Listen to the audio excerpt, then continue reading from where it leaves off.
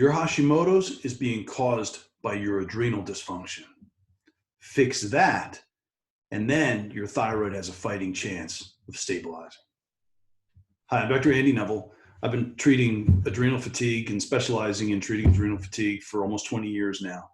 And I have never had a person with Hashimoto's who didn't have an underlying adrenal problem. And yes, I say underlying. Your adrenals and thyroid have an intimate connection. There's no doubt about that. We all know that.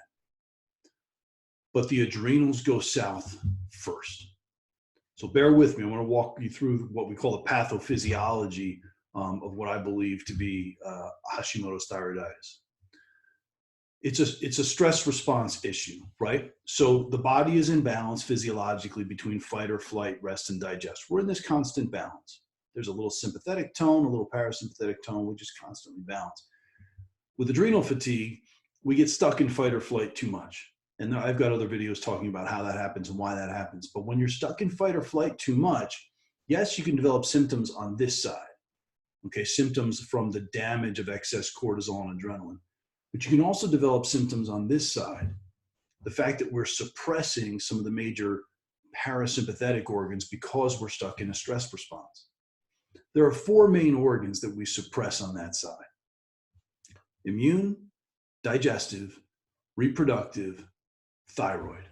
Now there's others, right? Detoxification, mitochondria, neurotransmitter, all that stuff gets suppressed as well, but those are the four big ones. When you suppress the immune system, stress hormone creates a very predictable immunologic profile that promotes autoimmunity. So I'll go even further. Not just Hashimoto's is caused by this, but the vast majority of autoimmune issues caused by the rheumatoid arthritis, lupus, Sjogren's, psoriasis. Again, I've never had somebody with an autoimmune problem not have an underlying adrenal problem. The immune system is always making mistakes. It's designed to protect us, right? From bacteria, viruses, things like that. Well, sometimes the immune system binds to something. That's how it grabs something. It creates an antibody and it binds to something, and there's a mistake. Like, that's not something that's harmful. That's something that's innocuous. So then a kind of a regulatory part of the immune system called Treg cells, they come in, and what they'll do is they'll kill off that cell before it generates a full-fledged reaction, right? Well, when the immune system is bombarded with stress hormone, there's a shift in the immune system called a Th1 to Th2 shift. It's very well known. The Th stands for T helper cells. The Th1 side is the side of the immune system in general that fights inside cells, viruses, parasites, yeast, even cancer. Th2 side is the side that fights outside cells, primarily using antibodies. So this shift causes a dysfunction in Th1, so we're a little more vulnerable to infection and yeast and parasites, things like that. And the Th2 side is upregulated, so we start creating excess antibodies to things. There's also a Th17 side, which plays in with regard to this, which is strongly connected to autoimmune tendencies.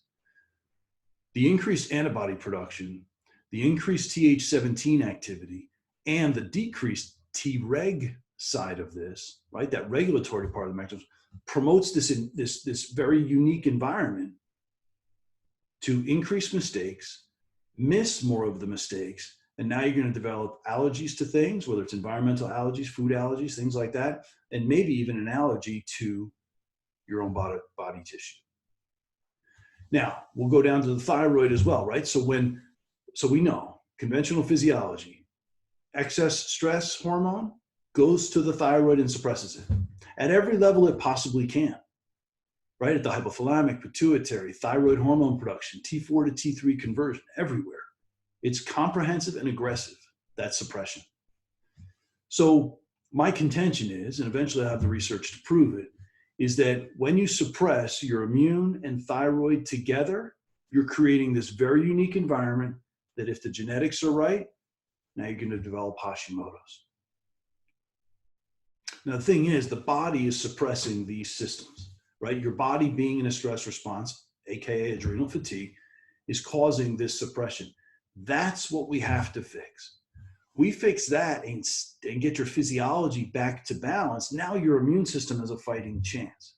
now your thyroid can stabilize, potentially even not needing medication, or at least stabilizing a dose of thyroid medication over time. But you won't have a shot to stabilize it if we don't get to that adrenal / stress response system dysfunction. Now, I know some of that information is different. Challenge me on it. Research, look at it. You can also go to my website, get some questions answered, maybe even talk to a patient coordinator if you want more information. Go to healing.org and you can get some of the answers, because there's always answers. There's always answers. There's always information that's available that you can put together to kind of put the pieces of your puzzle together. And this is a big one, and it's a big missing one. Hope this helps. Take care, everybody.